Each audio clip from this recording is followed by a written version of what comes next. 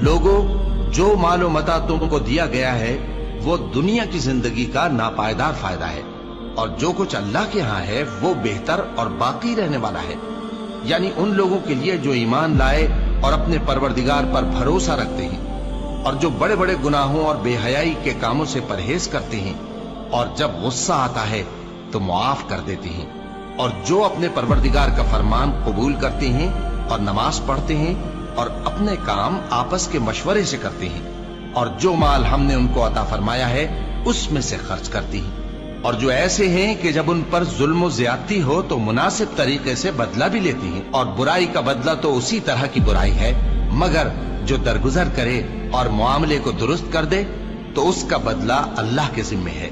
इसमें शक नहीं कि वो जुल्म करने वालों को पसंद नहीं फरमाता। और जिस पर जुल्म हुआ हो अगर वो उसके बाद इंतकाम ले ले तो ऐसे लोगों पर कुछ इल्जाम नहीं। इल्जाम तो उन लोगों पर है जो लोगों पर जुल्म करते हैं और मुल्क में नाहक फसाद फैलाते हैं। यही लोग हैं जिनको तकलीफ देने वाला अजाब होगा। और जो सब्र करे और कसूर मुआफ कर दे तो ये बड़ी हिम्मत के काम हैं।